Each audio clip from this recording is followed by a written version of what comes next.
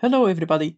In this video we're talking about Dijkstra's algorithm, which is also known as uniform cost search. What is Dijkstra's algorithm? Well, it's a fundamental tool used to find the shortest path between nodes in a graph, where the word shortest is defined by the lowest cumulative cost or distance. Whenever you have a state space where each action or connection has a specific cost associated with it, this algorithm is the ideal tool to use.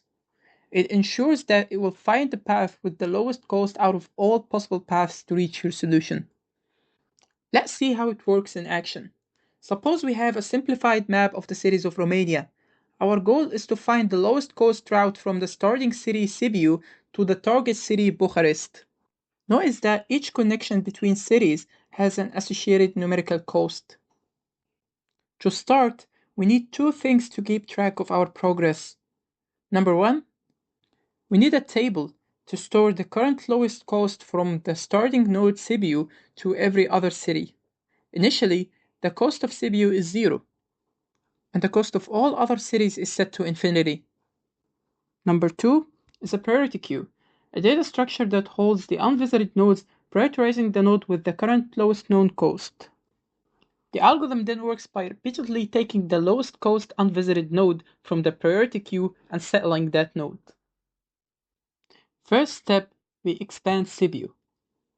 We start by extracting Sibiu from the priority queue and we examine its neighboring nodes, which are Fagarash and Ramnico Valshia. For Fagarash, the new path cost is 0 plus 99.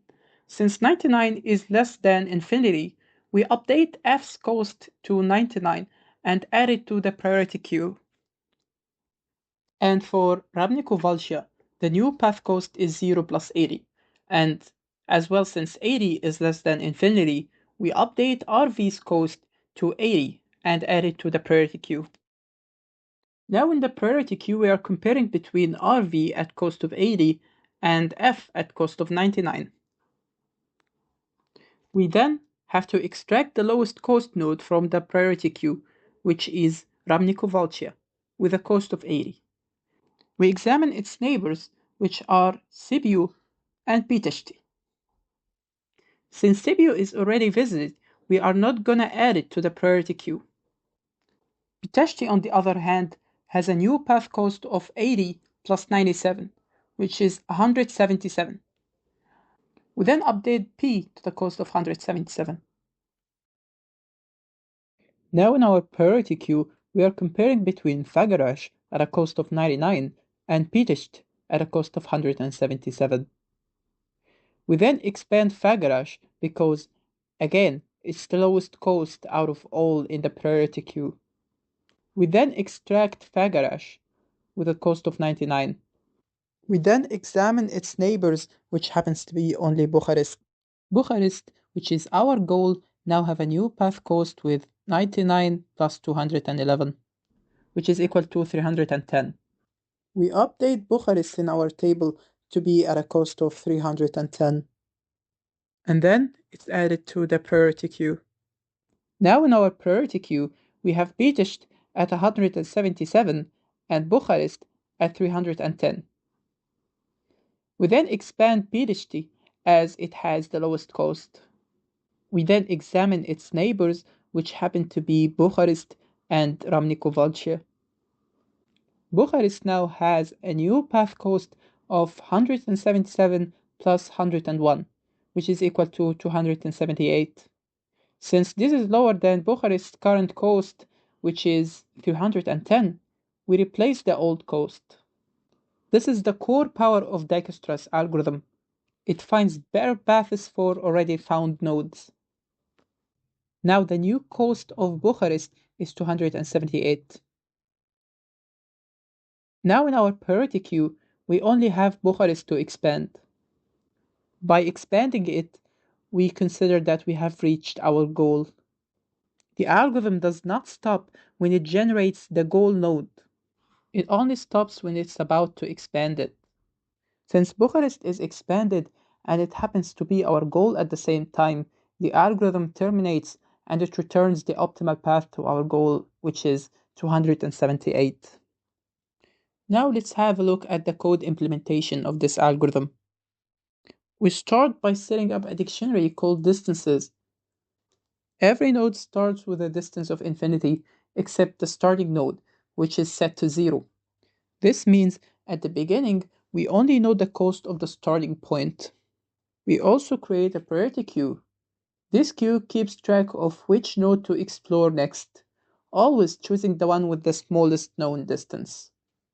While the queue is not empty, we pick the node with the lowest cost. If we already found a better path before, we skip it. Otherwise, we look at all its neighbors. For each neighbor, we calculate a new distance, which is the current distance plus the edge weight.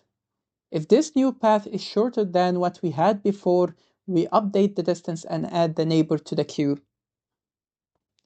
This process continues until all reachable nodes have their shortest distance calculated. Finally, the algorithm returns the dictionary of distances, which is the shortest path cost from the start to every other node. Now, let's talk about the performance metrics of Dijkstra's algorithm. First is completeness. An algorithm is considered complete when it guarantees to find a solution if one exists. Dijkstra's algorithm is complete as long as all edge weights are non-negative. That means if there is a path to a goal, Dijkstra will eventually find it. Next is cost optimality. Dijkstra's algorithm is guaranteed to return the least cost path to every node. It achieves this by always expanding the node with the smallest known distance first. This greedy choice ensures that once the node is expanded, its shortest path is finalized. Now, let's talk about time complexity.